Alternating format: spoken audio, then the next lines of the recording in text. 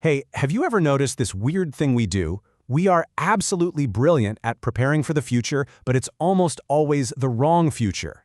It's this fascinating and, let's be honest, deeply human puzzle.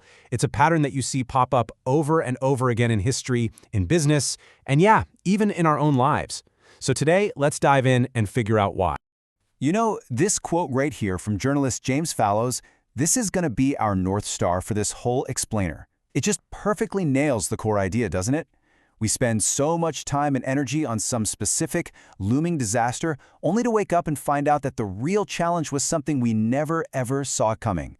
So, what is going on here? All right, so this isn't just some random quirk of human nature. This tendency actually has a name. Experts call it fighting the last war. And believe me, it is a trap that has snared generals, CEOs, and entire nations for centuries. And it all boils down to one simple, fundamental mistake. We react to memory instead of what's unfolding right in front of our eyes. And here's the crucial part, right? We get anchored to whatever scared us last. We build our defenses, we build our strategies, our anxieties, all of it, around the last big threat we faced. We just assume that the next crisis is going to look exactly like the last one. But the world has this funny, tricky little habit of never repeating itself in exactly the same way. And this is the perfect example. After the absolutely brutal trench warfare of World War I, France built the Maginot Line. We're talking a massive, high-tech, supposedly impenetrable fortress. It was the perfect defense for the last war. But when World War II came along, Germany didn't play by the old rules. They used fast, mobile warfare, the Blitzkrieg, and they just drove around it. The perfect plan for the completely wrong future. And look, this is not just some dusty old military story. This pattern of panic, followed by a reality that is completely different, happens all the time. So let's look at a few rapid-fire examples, and I'm willing to bet you'll remember some of these. Remember the Y2K panic? The fear was absolutely apocalyptic. Planes were going to fall out of the sky, the whole financial system was going to implode, it was going to be chaos. And what was the reality? Well, a few minor glitches and a whole lot of very, very tired IT workers who had spent years fixing the problem in the background. The big one turned out to be a manageable tech issue, not the end of civilization. Okay, how about this one? Back in the 1980s, the consensus was clear. Japan's economic dominance was inevitable. It was permanent. Books were literally written about the decline of America. But when tomorrow arrived, Japan's economy hit a wall and stagnated in what we now call the lost decade. The whole world had fixated on one threat, and in doing so, completely missed the real story unfolding right next door, the incredible rise of China. And let's bring it right up to the present day. Just a couple of years ago, with inflation hitting 9%, it wasn't a question of if a severe recession was coming, but when. It was treated like an absolute certainty. And the reality? We got that so-called soft landing. Inflation came way down without the big crash everyone was bracing for. See? The pattern holds. So, okay, we can see the pattern, we get it, but why does this happen over and over and over again?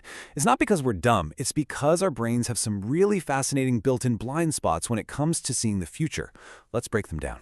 You know, these things all kind of feed into each other. It all starts with our brains, right? They're hardwired for fear. That little rustle in the bushes has to be a tiger. Better safe than sorry.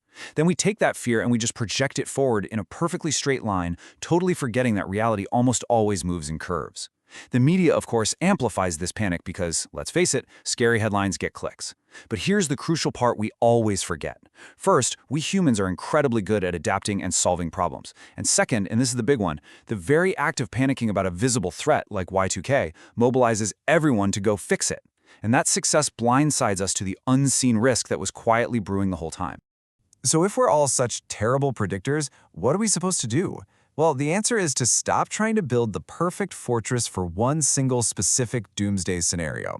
The real game changer is to shift your mindset from prediction to preparation. It's all about building the capacity to handle whatever comes next, not just the thing you're scared of today. This slide just lays out the choice so perfectly. The fortress mindset, that's the Maginot Line. You build a perfect, rigid defense for the last war. The adaptability mindset, though, is totally different.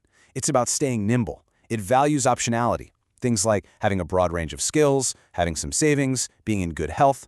These are things that make you resilient to any kind of shock, not just the one that's on the front page today. It's about being ready to pivot when the real problem finally decides to show up. So how do we actually do this? How do we put this idea of adaptability into practice?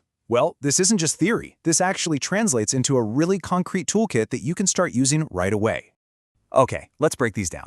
First, act, don't freeze. We waste so much time being paralyzed by hypothetical problems that might never happen. The key is just to make the best next step with the information you have right now. Second, prepare broadly. This is like your personal resilience fund. Financial savings, good physical health, strong relationships, and really solid transferable skills like communication or problem solving. Third, and I love this one, pay attention to what seems boring. The big headlines are usually overhyped. The real, game-changing shifts, they're often happening in these niche little corners that the experts are ignoring. And finally, cultivate strategic ignorance. I know, it sounds weird, but there's a paradox here. If you are panicking about the exact same threat that everyone else is, you're probably just caught in the media hype. The most productive thing you can do is just ignore that noise and focus on what's actually inside your circle of control. And really, this is the bottom line of this whole explainer. In a world that is fundamentally deeply unpredictable, how fast you can adapt is so much more valuable than how perfect your plan is. Being nimble will always beat being rigid in the long run. So I'll leave you with this thought. Instead of asking what threat you see coming, ask yourself this question: what could possibly make my current skills or my business totally irrelevant in a way I'm not even tracking right now? The answer is probably something coming from a totally different field, something that seems too small or too weird to matter today. But that's where the future is being born, and that's where true preparation really begins. Thanks for tuning in.